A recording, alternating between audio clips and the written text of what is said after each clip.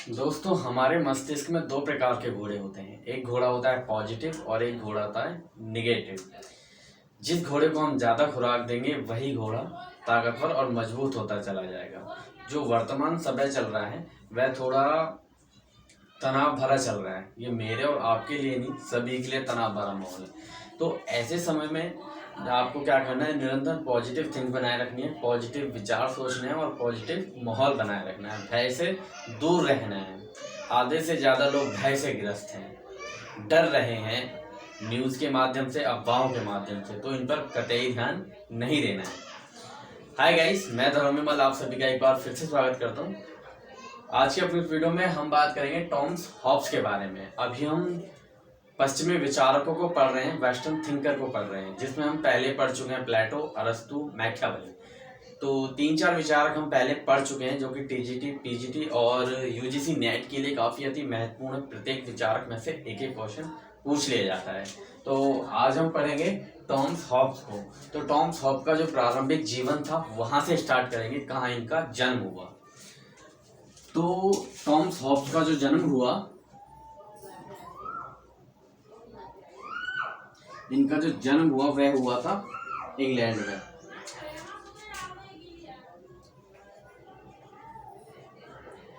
पाँच अप्रैल 1588 को इनका जन्म हुआ। इनका जन्म कहाँ हुआ? इंग्लैंड में एक जगह है मासाम्बरी।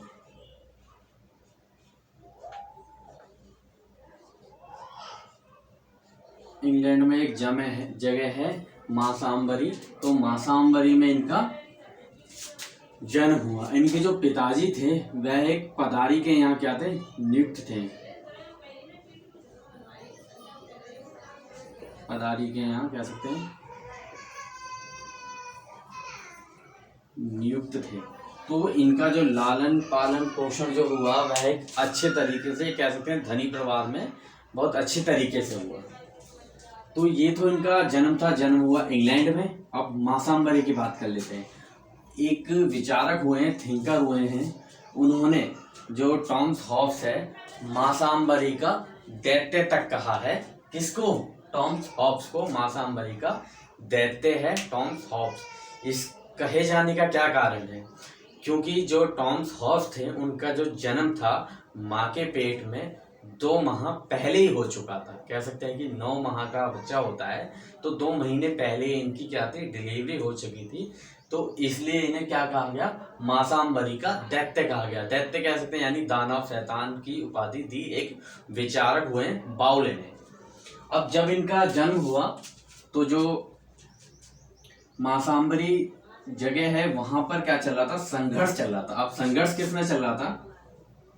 संघर्ष चल रहा था राजतंत्र वर्सेस जनतंत्र में। राजतंत्र वर्सेस जनतंत्र में क्या चल रहा था, संघर्ष चल रहा था। जब किसका जन्म हुआ? टॉमस हॉब्स का जब जन्म हुआ। और सबसे जो फेमस जो पुस्तक थी टॉमस हॉब्स की, जिसमें इन्होंने अपने विचार दिए हैं, किस प्रकार से जो भी इन्होंने अपना पद्धति रही है, इनके जो सिद्धांत रहे हैं, लेवियाथन नामक पुस्तक रही है इनकी, काफ़ी फेमस है। क्वेश्चन में आई हुई है कि टॉमस हॉब्स की पुस्तक कौन सी है।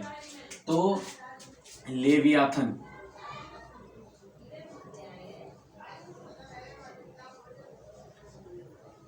लेवियाथन किसकी पुस्तक है, किसकी रचना है? तो कह सकते हैं लेवियाथन रचना है टॉमस हॉब्स की। काफी फेमस किताब है ये। और इनकी जो शिक्षा हुई वो हुई ऑक्सफोर्ड यूनिवर्सिटी में। तो इसके बाद बात कर लेते हैं, जॉन बाउले ने कहा है, जॉन बाउले ने कहा है कि मासाम्बरी का दैत्य टॉमस हॉब्स को। अपने कथन में टॉमस हॉब्स ने कहा है कि मैं और मेरा भय दोनों क्या हैं, जुड़वा भाई हैं। अब ये जुड़वा भाई कहने का क्या कारण है? क्योंकि जब ये दोनों में संघर्ष चल रहा था तो तभी इनका क्या हुआ, जन्म हुआ। तो किसकी स्थिति बनी हुई थी, भय की स्थिति है बनी हुई थी, भय यानी डर की स्थिति बनी हुई थी। तो हॉब्स ने कहा है कि मैं और मेरा भय दोनों जुड़वा भाई हैं। ये कथन पूछा गया है यूजीसी की पिछली परीक्षा में, तो इसको ध्यान में रखिएगा। यह लिखना थोड़ा पॉसिबल नहीं है, इसलिए मैंने आपको ऑलरेडी बता दिया है। मैं और मेरा भय दोनों क्या है, जुड़वा भाई है। यह किसका कथन है, तो यह टॉमस हॉब्स का कथन है। इसे क्या रखना है, याद रखना है। अब चलिए आगे की ओर बढ़ लेते हैं।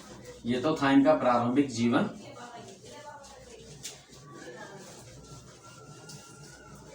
इसके बाद हम बात करेंगे इंग्लैंड का शासक राजा। इंग्लैंड का जो राजा था वह कैसा था, इंग्लैंड का जो राजा था वह कैसा था, यह एक देवीय विचारों का राजा था, कह सकते हैं देवीय विचारों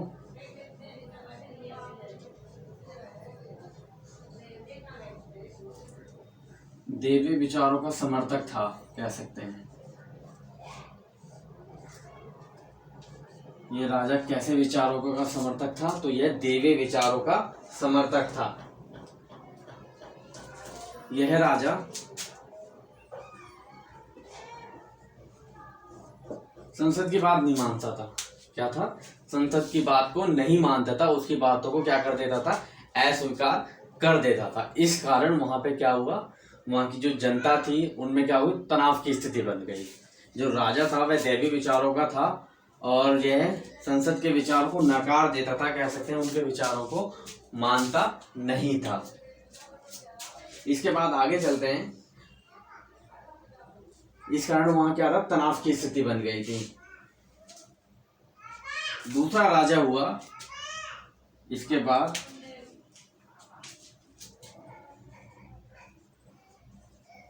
इंग्लैंड का दूसरा राजा। वह भी शुरुआत में तो जनता की भलाई या जनता की बातों को क्या था, संदर्भ में लाता था, मानता था बातों को, लेकिन धीरे धीरे उस पर भी पहले वाले राजा की तरह ही प्रभाव पड़ने लगा और वह भी जनता सांसद की बातों को अस्वीकार करने लगा। तो फिर दोबारा से इंग्लैंड के मासाम्बरी में क्या हुआ, भय की स्थिति दोबारा से कायम हो गई।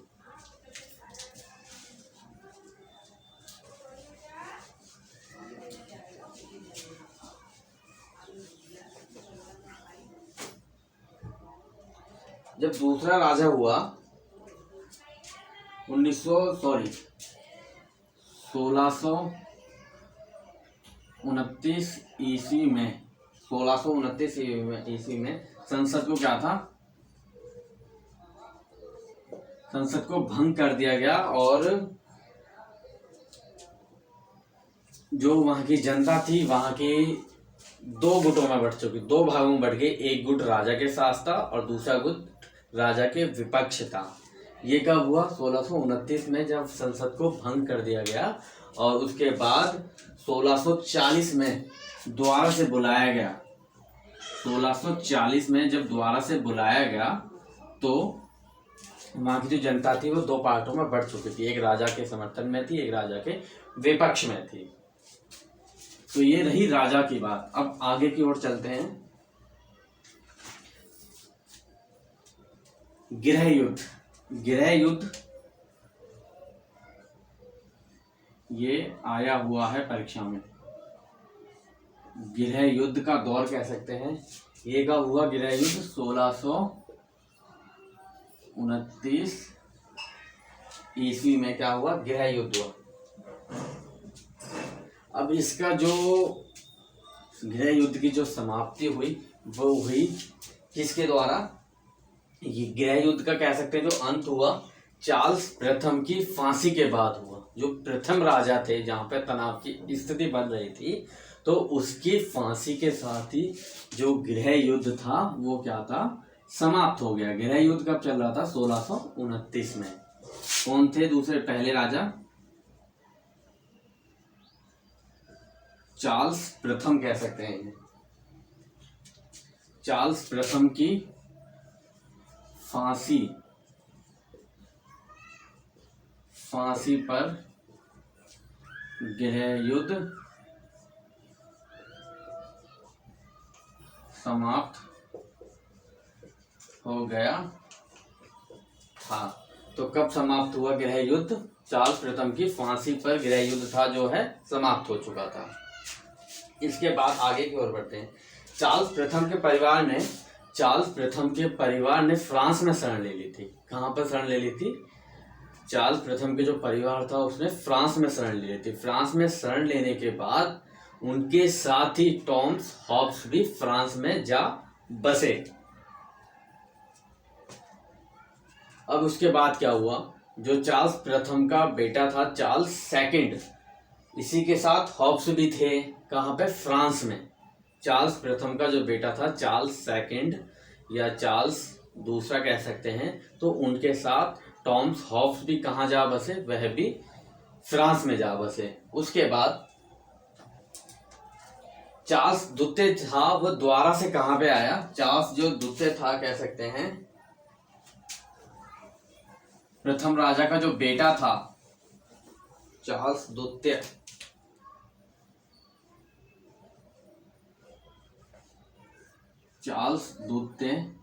एक बार द्वारा से कहाँ आया? इंग्लैंड में आया 1660 में।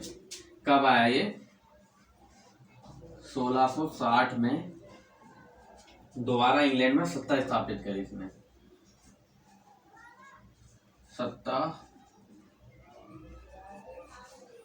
स्थापित करी 1640 में। उसके साथ ही टॉमस हॉब्स भी कहाँ आए?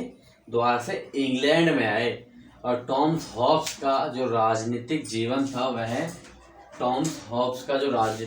था चार्ल्स सेकंड ने पूरी तरीके से समाप्त कर दिया था कह सकते हैं। इंग्लैंड में सत्ता स्थापित करी तथा टॉमस हॉब्स को भी फ्रांस में इंग्लैंड बुलाया गया था। टॉमस को पेंशन तथा राजनीतिक जीवन पर अंकुश लगा दिया गया। जो टॉमस हॉब्स था, इनका जो राजनीतिक जीवन ये किसी प्रकार की टिप्पणी नहीं कर सकते हैं राज्य के ऊपर। उस पर क्या लगा दिया गया? अंकुश लगा दिया गया पूरी तरीके से चार्ल्स सेकंड ने। चार्ल्स सेकंड कौन था? चार्ल्स प्रथम का बेटा था। 1640 में ये द्वारा से कहाँ पे आया? इंग्लैंड में। और उससे पहले इनके पिताजी को क्या था? फांसी दे दी गई थी। तो इसके बाद हॉब्स की पुस्तक के बारे में बात कर लेते हैं। यहाँ तक आई होप आप सभी को क्लियर हुआ होगा। हॉब्स की पुस्तक कौन सी थी? लेवियाथन।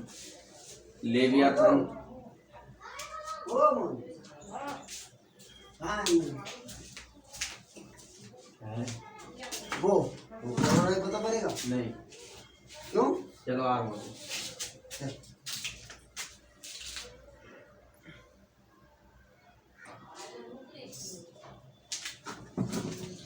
हाँ गाइस, तो हम लेवियाथन के बारे में बात कर रहे थे। हॉब्स की जो पुस्तक थी लेवियाथन के बारे में। लेवियाथन का जो प्रकाशन हुआ वह हुआ 1651 ईस्वी में। काफ़ी फेमस किताब रही है हॉब्स साहब की। तो इसमें किसका वर्णन किया गया है? इसमें राजनीतिक विचारों का वर्णन किया गया है टॉमस हॉब्स के। मानव स्वभाव को गलत बताया है। लेवियाथन जो पुस्तक है, रचना है, टॉमस हॉब्स ने मानव स्वभाव को क्या बताया है? गलत बताया है। निरंकुश राजतंत्र के क्या थे? समर्थक थे। कौन? हॉब्स साहब निरंकुश राजतंत्र के समर्थक थे हॉब्स साहब। इसके बारे में बात कर लेते हैं। हॉब्स ने चर्च को राज्य के अधीन बताया है। जो हॉब्स हैं उन्होंने जो चर्च है उसे क्या बताया है? राज्य के अधीन बताया है। लेक्चर कहाँ गया? हॉब्स साहब ने चर्च को राज्य के अधीन बताया है। लेवियाथन सभी को याद रखनी है।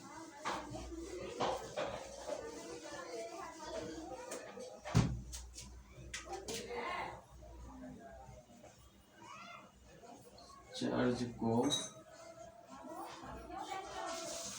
राज्य के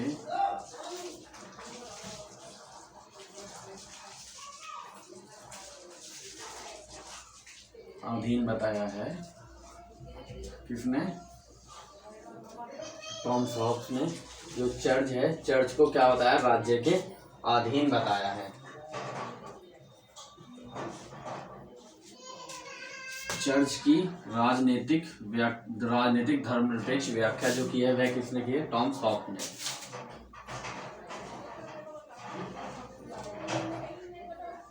राजनीतिक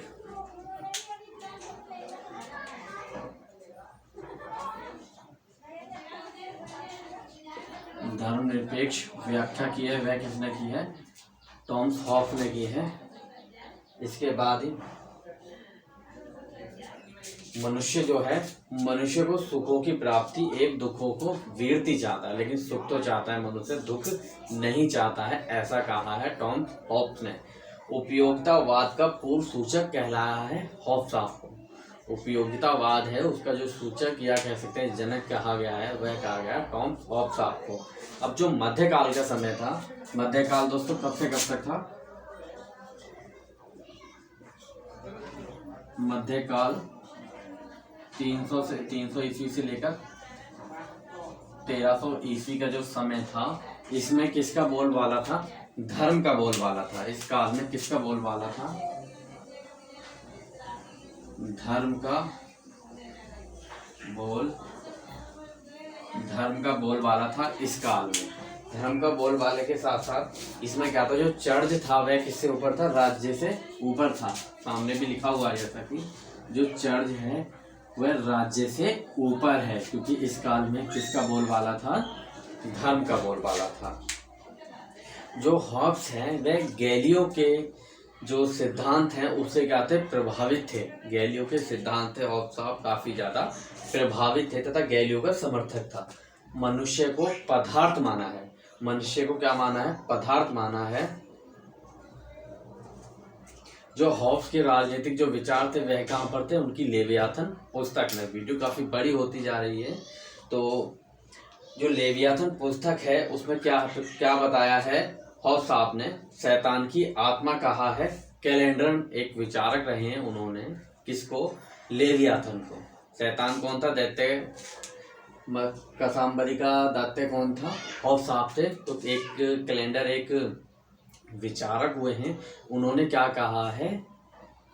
शैतान की आत्मा लेवियाथन को। और लेवियाथन में 5 प्रकार के तत्वों के ऊपर उन्होंने बात की है। 5 प्रकार के तत्व कौन कौन से? मानव स्वभाव, प्राकृतिक और सामाजिक समझौता, नागरिक समाज, व्यक्ति का राज्य संबंध, प्राक सामाजिक, प्राकृतिक अधिकार, नियम 19 हैं। तो लेवियाथन में 5 प्रकार प्राकृतिक, सामाजिक, राज्य और व्यक्ति के विकास के बारे में बात की लेवियाथन में।